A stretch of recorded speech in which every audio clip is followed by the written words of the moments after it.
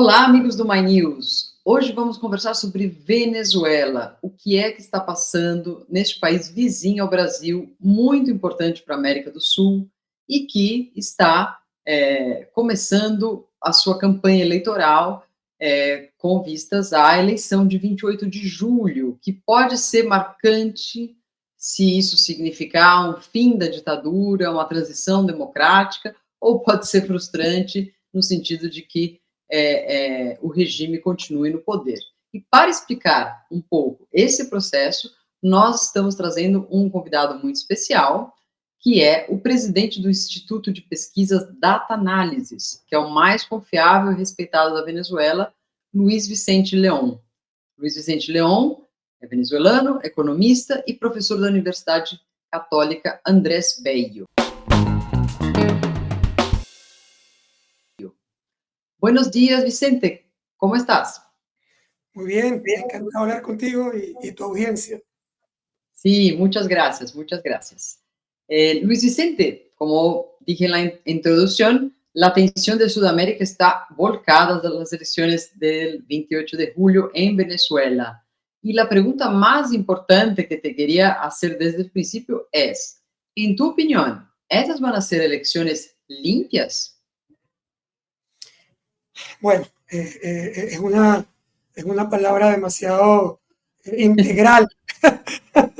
Mira, en concepto político, tú tienes obviamente una elección democráticamente competitiva o una elección no competitiva. Normalmente el debate está entre esos dos extremos. Yo creo que no vamos a tener ninguna de las dos. Creo que esta va a ser una elección que se debate entre semi-competitiva o poco competitiva. No creo que vamos a ir a un proceso de nicaragüización de la realidad política venezolana, no es lo que creo que el gobierno está buscando, y me parece además que tiene muchas restricciones internas dentro del propio chavismo, pero también externas de sus aliados internacionales más importantes, como es el caso del presidente Lula o del presidente Petro en Colombia, o López Obrador en México, Boric en Chile, que son, digamos, actores que de alguna manera participan, siendo democracias institucionales de izquierda, tienen un interés particular de que Venezuela regrese un poco al tema internacional y normalice su situación política. Para ellos, una elección tipo Nicaragua o la suspensión completa de las elecciones es un elemento absolutamente inaceptable, independientemente de su afinidad en términos de izquierda. Y eso me hace pensar que hay una restricción en el gobierno venezolano para cruzar algunas líneas rojas que nos llevaran a esas elecciones no competitivas o muy poco competitivas. Sin embargo, la posibilidad de ver una elección que tú llamas limpia, pero que nosotros llamamos competitiva en términos de la democracia liberal, tampoco parece que es posible. Y primero, porque ya no lo es. Vamos a una elección el 28 de julio, donde la candidata elegida en elecciones primarias por parte de la oposición no puede participar, y su sustituta elegida tampoco puede participar. Tienes hoy un candidato unitario, afortunadamente, que el gobierno ha permitido que se inscriba y corra, que es producto de la unidad de todas las fuerzas políticas opositoras institucionales, pero aún así, primero, ya el hecho de que sea la tercera opción ya te muestra una merma en los procesos competitivos, y segundo, porque sabemos que el gobierno va a continuar tomando acciones. Hay presos políticos, hay limitaciones en la campaña, hay desbalance en los temas de comunicación, etcétera, que bueno, que juegan un rol importante en el nivel de competitividad electoral. Claro. Luis Vicente, te quería preguntar un poco porque creo que en Brasil la gente no sabe bien cómo es, y suelen preguntarme mucho, ¿cómo es la elección desde un punto de vista técnico? ¿Es una urna electrónica ¿Se usa el voto en papel o es mezclado, es híbrido? ¿Cómo es en términos de logística las elecciones de Venezuela? Es un sistema automatizado que muy, muy sofisticado, siendo sincero. Podría decir que Venezuela, paradójicamente, a pesar de todos los problemas de competitividad que existe, tiene un sistema electoral automatizado bastante avanzado que ha usado ya por más de, bueno, incluso Maduro va a ser reelegido por segunda vez o intenta ser reelegido por segunda vez y hubo elecciones, por lo menos dos, previas a esto, donde ya se utilizaba el sistema automatizado. Por lo tanto, son sistemas que tienen más de una década de activación en Venezuela. Son máquinas electorales, pero que también imprimen el voto de la persona. Cada persona recibe el voto que colocó en la mesa, lo coloca en una urna electoral y luego se hace la verificación entre el acta producida por la máquina y el total de los votos que están en la urna electoral para hacer la verificación y luego firmar las actas por parte de los testigos que participan en ella. Es un sistema que yo diría bastante sólido, bastante robusto. Y no pensamos que el problema que existe en la calidad de la elección provenga nunca de ese proceso automatizado.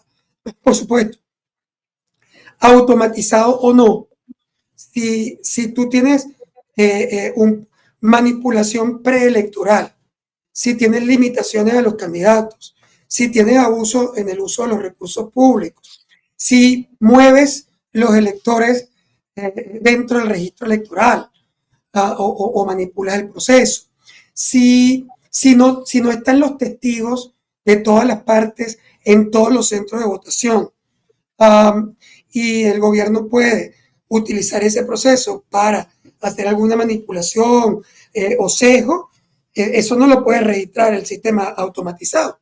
O sea, porque si un fantasma viene y le da el botoncito y vota, bueno, está en la máquina, está en la urna, está en el acta y se audita correctamente. Entonces, Claro. tienes que tener testigos, como en cualquier evento electoral, porque de lo contrario se reduce la fuerza de ese proceso. Ajá. Uno de los obstáculos o cosas que se vienen observando antes de las elecciones por este periodo es que la gente que vive en el exterior, los venezolanos en el exterior, tuvieron muchas dificultades, los que lograron inscribirse, para justamente hacer su registro. ¿Cuál es el impacto del voto del venezolano en el exterior? Porque son como 25%, si no me equivoco, de la población de Venezuela que está fuera de Venezuela, ¿no? Bueno, vale la pena, digamos, decir que, número uno, el total de los electores autorizados a votar en el exterior es absolutamente marginal sobre el total de la votación interna. Porque a pesar de que pueden haber muchísimos migrantes venezolanos, estamos hablando de una población estimada en cerca de 7 millones de personas, primero, no son 7 millones de electores. Hay un grupo importante de venezolanos jóvenes, menores de 18 años o no inscritos en el Consejo Nacional Electoral. O sea que no tienen derecho a voto porque o no han votado, no se han inscrito nunca, etc. Pero lo segundo, muy importante, es que para tú poder votar en la elección venezolana en el exterior, tienes que ser un migrante formal, legal, en el país donde estás. No, la migración ilegal venezolana en Brasil o en Perú o en Ecuador no puede votar, porque tiene que estar inscrita en el consulado de Venezuela con sus papeles de registro formales en el país donde están migrando.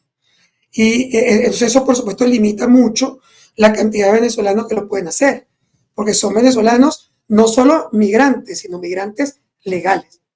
Y lo segundo, que también lo limita muchísimo, es que tienes que poder votar en un consulado de Venezuela. Solo se permiten los votos en el consulado de Venezuela. Bueno, Venezuela no, primero, en los países con los que existen relaciones diplomáticas, no tienen consulados en todas partes. Claro. Son consulados limitados. Entonces, necesitan desplazamientos, necesitan, o sea, es un proceso costoso, más difícil. Por ejemplo, en el caso de Brasil, a pesar de que Brasil recuperó las relaciones diplomáticas con Venezuela, no se recuperaron todos los consulados que existían tradicionalmente en ese país. Por lo tanto, Claro. los puntos de voto están restringidos. Y otro, en el caso, por ejemplo, de los Estados Unidos, que tiene una migración venezolana significativa, no hay relaciones diplomáticas entre Venezuela y los Estados Unidos, por lo tanto, no hay consulados donde los venezolanos que viven en los Estados Unidos pudieran votar. Entonces, digamos, a pesar de que el número de migrantes es grande, el número de venezolanos migrantes con derecho a voto es muy limitado. Claro, claro. Sí, y eso perjudica más a la oposición que el gobierno, ¿no? Porque el que salió se supone que está en contra de lo que está pasando en Venezuela, ¿no? Sí, bueno, a ver, hay una tendencia mayoritaria a la oposición más grande que lo que puede existir básicamente en el proceso, digamos, nacional promedio. Es decir, no es equivalente, por supuesto que hay muchísima más oposición que gobierno en el exterior, pero tampoco es verdad que es 100%. Hay algunos grupos chavistas o pro-chavistas que están en el exterior, o sea, y que Sí, mantienen su conexión con la revolución, ¿no? Eso, número uno. Número dos, sí, sin embargo, por supuesto que es clarísimo que si todos los votantes en el exterior pudieran votar, sería un voto interesante e importante para la oposición venezolana y por supuesto ella es la más afectada y no puede resolverlo. entiendo. Luis Vicente, quería preguntarte sobre este nuevo candidato, Edmundo González Urrutia, ex embajador y, como dijiste muy bien, la tercera opción de la oposición, ¿no? ¿Cómo está él en sondeos? No sé si hay encuestas ya contando con él como el candidato opositor. ¿Cómo se ubica él y qué tipo de candidato es? Porque entiendo que no es un candidato de meetings y de actos con mucha gente, es más un candidato muy low profile, ¿no? Muy bajo perfil. ¿Cómo lo ves como candidato y con relación a su probable desempeño en las urnas? Bueno, en efecto, no es un candidato para nada tradicional. Es una persona completamente desconocida, vale la pena decirlo. La mayoría de los venezolanos no tiene idea quién es, o no tenían idea quién es Edmundo González Urrutia. Es un diplomático, una persona que sí ha trabajado en la política. De hecho, era el presidente de la Mesa de Unidad Democrática, que es como el partido que representa la alianza entre los partidos opositores que podemos llamar institucionales, pero es más operativo, más interno, no es un líder popular, no es un líder que puede ir a una elección primaria y ganarla, porque ni discurso ni frescura, es más un hombre moderado, formado, culto, etcétera, pero no necesariamente popular. Él ha sido elegido por unanimidad, pero había sido elegido primero como una tapa, decimos en Venezuela, un actor que estaba ahí solo mientras la oposición decidía quién iba a ser su candidato, para guardar el puesto, era un guardapuesto. Y se quedó ahí porque no hubo forma de cambiarlo por María Corina, por el sustituto propuesto por María Corina, o tampoco por uno de los candidatos fuertes de la plataforma unitaria, como es el caso de Manuel Rosales. Entonces, claro, por esas pugnas internas que existen dentro de la oposición, terminan en un candidato que fuera inocuo, en un candidato que no le fuera incómodo a ninguna de las partes. Y entonces es un candidato, nosotros decimos de carambola, que llegó ahí por suerte, pero que no es un diseño estratégico. Sin embargo, la estrategia que está detrás de él está dominada por María Corina Machado, que sí es la candidata más fuerte, el líder con más popularidad y la que había sido elegida en las elecciones primarias con un gran nivel de ascendencia dentro de la plataforma unitaria venezolana. En el medio de esos procesos, María Corina lo que estaba buscando, y de alguna manera lo empieza a lograr, era tener no un candidato, sino un interpuesto, una persona que estuviera ahí, pero que ella fuera la candidata que recorriera el país, que hiciera los mitines, que hablara con el pueblo, que los motivara, que le dijera que votara por él, pero que en el fondo el mensaje que hay detrás es: está votando por mí. Este señor va a estar ahí, va a hacer una transición, va a negociar la salida y luego vamos a poder gobernar nosotros. Me van a habilitar, pues yo puedo participar. Ese es el mensaje, digamos, que está detrás. Por eso ella domina la escena en el recorrido por el país y hace lo que Edmundo González no va a hacer. Ahora, ¿eso va a funcionar? No lo sabemos. Lamentablemente, las encuestas no nos dicen mucho ahorita, porque la encuesta hace 2 meses, la candidata era María Corina. Hace un mes era Corina Lloris. Hace 15 días era Edmundo, pero también estaba Manuel Rosales y no se había decidido todavía quién era el candidato unitario. Entonces, claro, si tú haces la pregunta genérica de cuán dispuestos estarían a votar por un candidato unitario, ese candidato sigue siendo mayoritario. Más chiquito que María Corina, se pierden unos 10 a 15 puntos porcentuales contra el voto de María Corina. No es un endoso perfecto, pero es suficiente para hacerlo en mayoría, pero tampoco sabemos cómo evoluciona eso en el tiempo, porque la verdad es que el endoso inicial suele ser más fuerte que el endoso final, sobre todo si el candidato no es un candidato muy sólido, muy fuerte en términos populares. Pero bueno, hay que ver si la estrategia de María Corina le funciona, número uno, y número dos, si el gobierno la deja, porque es muy probable que el gobierno comience a aislar a María Corina y dificultar la capacidad que ella tenga de hacer ese recorrido nacional. Ya lo hemos visto en las últimas 2 visitas, donde sus últimas 2 visitas han tenido como resultado varios presos políticos de su partido, como indicando: quien la vuelva a recibir afuera va a terminar preso.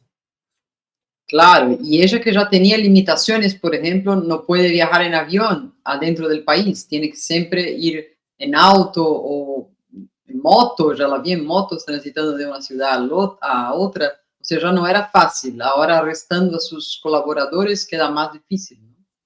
Así es, va a ser un tema importante. Ajá. Pero bueno, mira, a veces esos procesos revientan en positivo.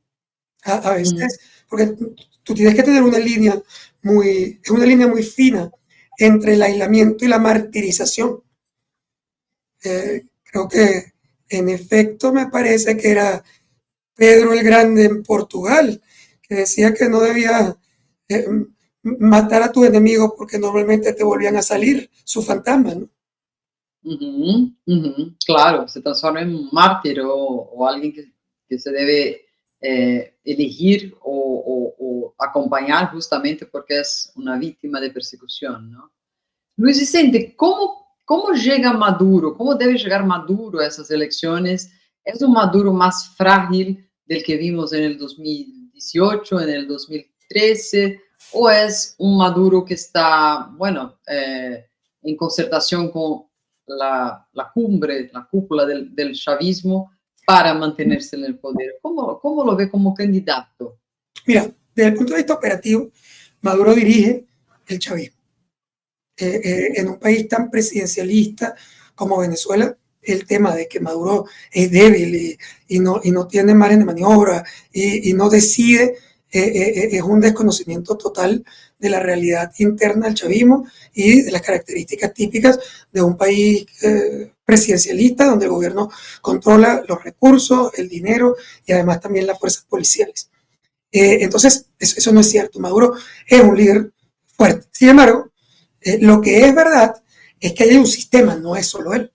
El chavismo es un sistema, es una red completa que es una revolución que necesita sostenerse. que necesita sostenerse en poder y que además tiene altísimos costos de salida. No es como, o sea, que perdió Lula y entonces se va a la batalla política y entonces, bueno, también él tuvo problemas y termina preso, pero luego regresa. Hay una institucionalidad que permite que alguien que pierda se vaya a la oposición e intente su regreso en el futuro. Eso es Brasil, eso no es Venezuela. Una derrota para la revolución tiene 15 millones de dólares por su cabeza, tiene amenazas de crímenes de lesa humanidad, tiene amenazas de juicios en la Corte Penal Internacional, tiene enemigos por todos lados. Han dicho que van a ir por él, por su familia, por las élites, etcétera. Es decir, es un costo de salida gigante. ¿Cuál es el rol de Brasil? Y después no solo de Brasil, también de Colombia, que creo que es muy importante en este proceso, ¿no? Yo creo que es importantísima. Número uno, es importante entender que es un simplismo pensar que toda la izquierda es igual. No puedes comparar la posición de Lula, incluso de Petro, con Ortega o con Díaz Canel en Cuba. Son procesos de izquierda, pero son radicalmente distintas. Estamos hablando de una izquierda institucional, una izquierda democrática, que tiene Lula, Petro, López Obrador, Boric, provienen no solo de una elección, sino que responden a una institucionalidad. Algunos con más control que otros por las formas presidencialistas o parlamentarias de sus países, pero que dan respuesta. Que Lula ha perdido, está preso y ha jugado el juego político dentro de su país para regresar. Y ha tenido que ganar una elección para regresar. Ese no es el caso de Ortega, ni es el caso de Díaz Canel. Entonces, ¿qué pasa? Yo creo que la izquierda sí tiene un tema central que es mucho más abierto que la derecha latinoamericana. O sea, cuando estaba Bolsonaro, la creación del Grupo de Lima, junto con Duque de Colombia y otros actores en América Latina, fueron completamente radicales frente a Maduro. Y buscaron una estrategia de aislamiento y reconocimiento diplomático, etcétera, frente a ese gobierno. Esa no es la ruta que usan los dirigentes de izquierda. ¿Por qué? Porque creen que es mucho más útil incorporar a ese líder de izquierda que puede estar descarriado o que puede estar coqueteando con elementos más autocráticos. Ellos prefieren incorporarlo, meterlo en sus grupos, meterlo incluso en las organizaciones de cooperación regional. ¿Por qué? Porque ellos están buscando colocar curvas de restricción para que no vaya precisamente a cruzar esas líneas rojas. Pero también es verdad que esos líderes de izquierda entienden que la historia no se puede contar de un solo lado. Es decir, que estos líderes también tienen algunas historias que contar desde la oposición. Que sí es verdad que ha buscado, o sea, primero, ha sido abusada, sí. Le han abusado de derechos, etcétera, sí. Pero también ha cometido actos absolutamente fuera de los procesos democráticos convencionales. Eso también hay que decirlo. Entonces, claro, cuando tú no eres un radical extremista de derecha, anti cualquier gobierno de izquierda, sino que al revés, eres un actor que ideológicamente piensa que hay que buscar los elementos para resolver en negociación los problemas, y que no es la ruta radical, las sanciones, la ruptura de relaciones diplomáticas, la vía adecuada, entonces estás más dispuesto a contribuir a poner barreras a tus amigos. Sí, a servir como, oye, yo quiero ser un actor que permita que se pueda negociar. Y la búsqueda de Lula, igual que de Petro, no es a que Maduro pierda o salga solamente o únicamente. No le importa si Maduro se queda o se va. Lo que le importa es, número uno, que Maduro no se convierta en Ortega, número uno. Número dos, es que también estén las condiciones adecuadas para reducir los costos de salida de cualquiera que pierde. Porque entiendo no puedes de ninguna manera plantearte una elección donde se gana todo o se pierde todo. Porque si es todo o nada, lo más probable es que sea nada.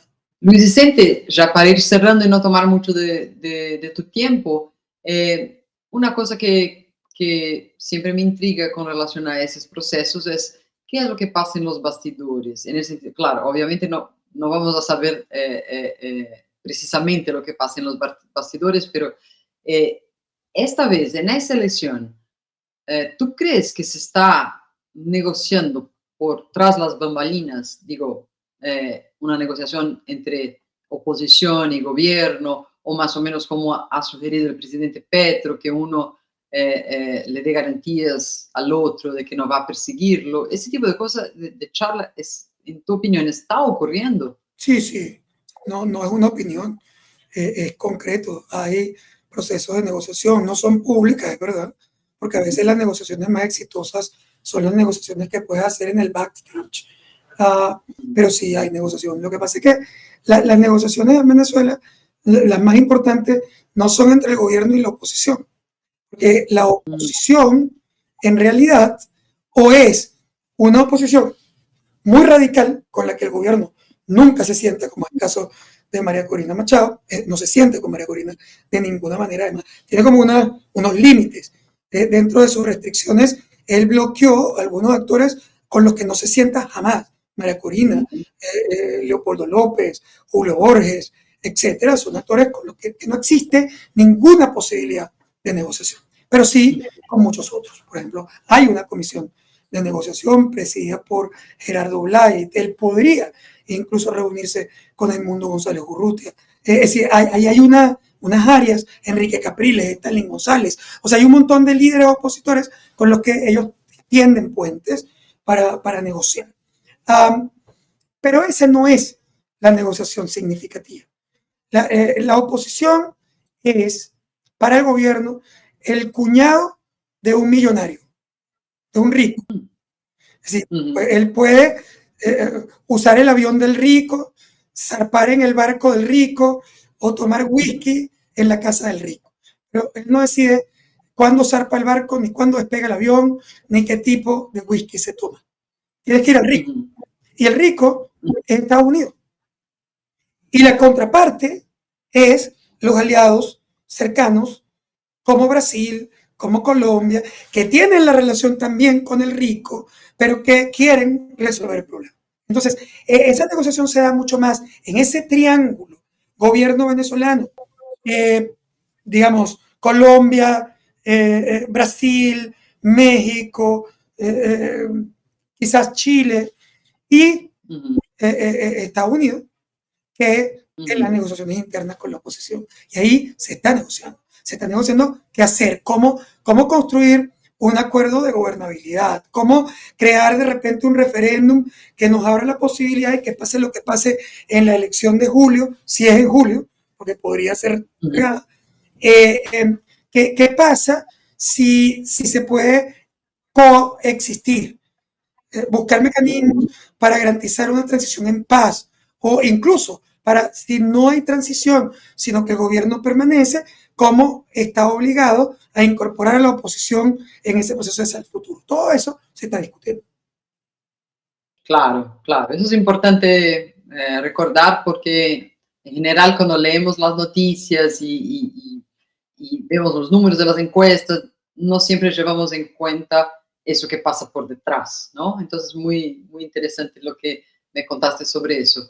Luis Vicente, muchas gracias por tu tiempo y ojalá no se ponga más feo el clima en Caracas, que estamos viendo ahí en tu fondo.